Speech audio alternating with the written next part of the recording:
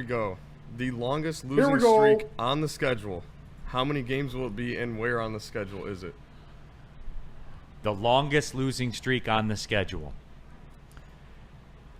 There are multiple highways where there could be there will be a 2-game losing streak this year. Is that fair to say? Oh God.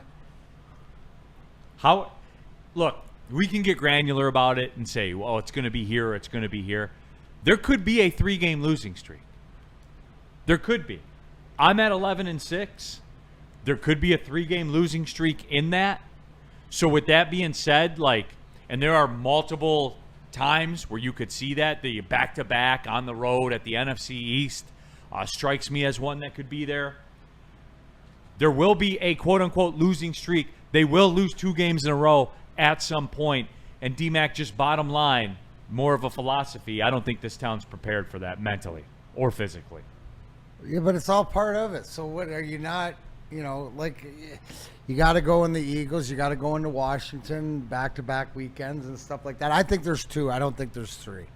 Right? And like you said, this team's 11-6, 12-5, whatever. The biggest thing is let's just get healthy. But you have to be prepared. That's the one thing that they're going to not try to do, and that was one of Scotty Bowman's unwritten rules. Don't lose 2 in a row. Right? Where we always tried not to. And it happened. You played some great road trips or whatever, tough Western road trips or whatever, but we were always successful. You didn't try to lose 2 in a row. That's what it is. In football, it's a little different, more amplified, but, it's not the end of the world. It's the same thing as if you don't win 15 games. Well, it's you know over. what?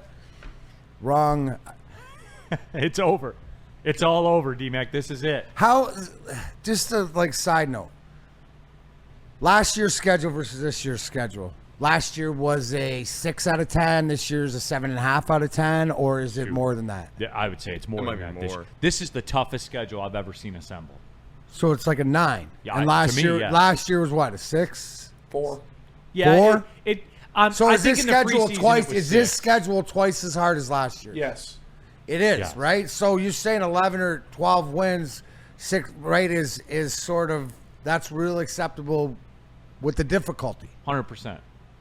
And both their crossovers, it seems like they got the worst end of the draw. Like the AFC North, they have to go to Baltimore, to Cincy. Yes. The NFC East, they have to go to Philly, to Washington. Probably the 2 best teams Man, in those Steel divisions. sharp and Steel. That's you.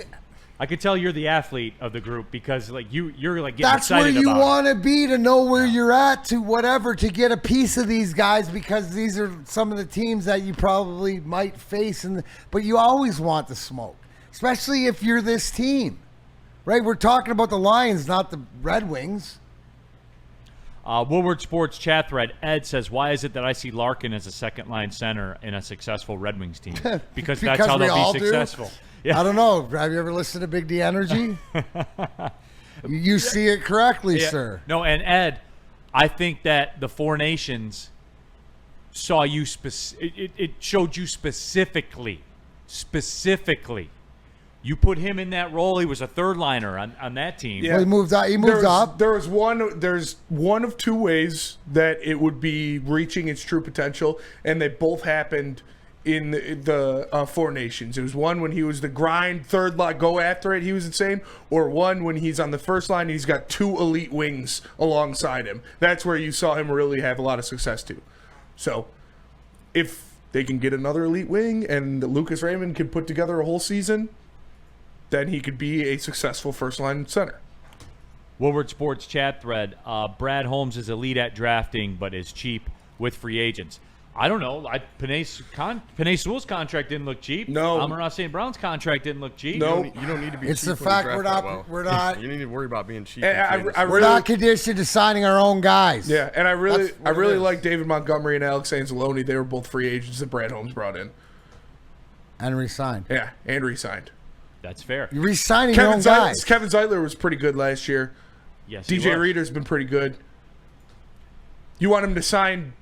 You want him to draft superstars and sign superstars? You literally can't. D-Mac. You slid that one by me right there, too. DJ Reed, pretty good signing. Carlton Davis was a pretty good signing last year, too. Oh, well, that was a trade. Sorry. Which one? We did shows on this, literal shows when we first started here together of my favorite game to play during a June was pull up the Lions draft history and go through the last 20 years of draft picks. And who they re-signed. And who they who did re-signed. they re-sign? Like 2 guys like ever. Now they re-sign them all because they're actually good. Yeah. And as we are not conditioned. Why? For it. We're not. No, we're not. We haven't been conditioned in the past. We're conditioned for our hockey team, or whatever else, but we're not conditioned. Definitely not with our football team. And then look at what we're talking about to start the show with our baseball team. Even when we have the best players in the game, or arguably the top players in the game. Yeah. Are we going to re-sign our own guys? You know, like stuff like this. So we're just not conditioned that we draft them. They're good. They're the pros. They're the best free agents out there already in your system with the Lions. Yeah, why the fuck is this team re-signing multiple-time first-team All-Pros And to gold jackets superstar loading? contracts and not bringing in Trey Flowers? Why the fuck aren't they doing that? Why would you pay your own guys that you drafted the majority of the money in your salary cap instead of going out and bringing in more guys?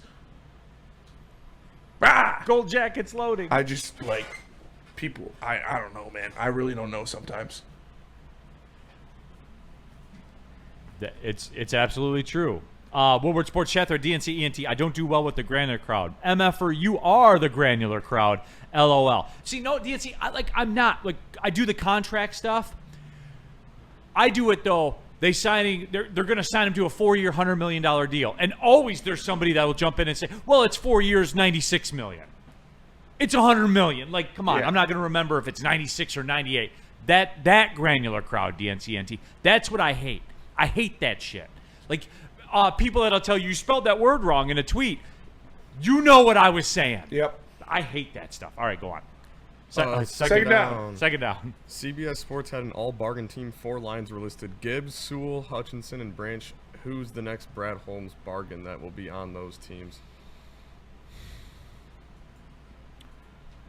You want an off-the-board one? A guy like a Jack Campbell. That's like an off-the-board one. And I know... Forgotten about. Yeah, you know what I'm saying? And, like, I know his position's compromised in terms of finances and things like that. But still, What was the question?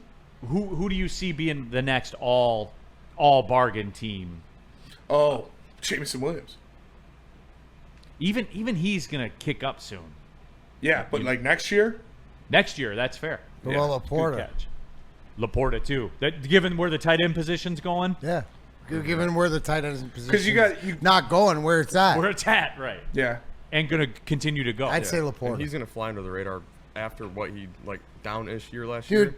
kid He's just gonna- got married. He's so low-key and just business as usual. Well, I mean, is the easy button Jahmyr Gibbs because the running back contract is kind of back, so even a first-round deal looks like a pretty good deal when you're looking at what Jahmyr Gibbs is as running back.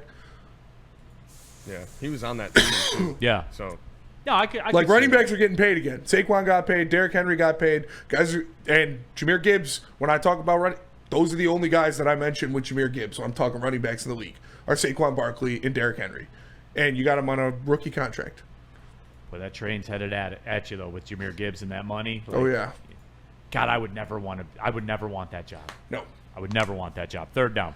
third down lines are one of 5 listed as likely calling on TJ Watt. The 4 others are fellow NFC contenders. If he becomes available, how important is it that the Lions try to get him, and what does it do to the expectations if someone else gets him as a contender or the Lions get him? It's interesting, D-Mac, because what I like, and this is for the Brad Holmes crowd out there, when everything went down with Myles Garrett, what was the word? The word was, hey, the Lions went in, they made their pitch, they ended up signing Myles Garrett. I want people to hear this, D-Mac. All of these fantasy trades that everybody talks about, Brad Holmes picks up the phone Yeah, and there's reports of it. every It's single one of them. Every single one of them. Daniil D-Mac. Hunter, Trey Hendrickson, Myles Garrett, Max Crosby, all of them. Now All of TJ them. Watt. Confirm reports that he called and picked up the phone. What else can you do, D-Mac? And by the way, none of these guys went anywhere. Nope. Right, and here's the thing. Right, exactly. And here, do you believe that Brad Holmes will throw his bid in the hat or whatever His hat in the ring? to the agent? Absolutely, 100%. No matter who it is, if it's a guy that sort of they want coming around, I have no qualms to the fact that he does his due diligence. That's why I hate this. Brad Holmes doesn't bring anybody in, or Brad Holmes doesn't do. He calls, dude, and I know this because they didn't end up going anywhere. So how can you be mad he didn't get someone that didn't go anywhere? Yeah, I would almost be willing to bet my left nut that TJ Watt is a Pittsburgh Steeler Yes. this year, because you're not going to put all of your faith in Aaron Rodgers while subsequently giving up TJ Watt the same year. Like that, those things don't work. Dat Boy Roy with the Woodward Sports Chat, it's Super Chat. He says, Spenny, people listen to 97.1 and think they're telling the truth with every take. Couldn't be me. Couldn't be me. Couldn't tell you. I used to listen to 97.1 all the time.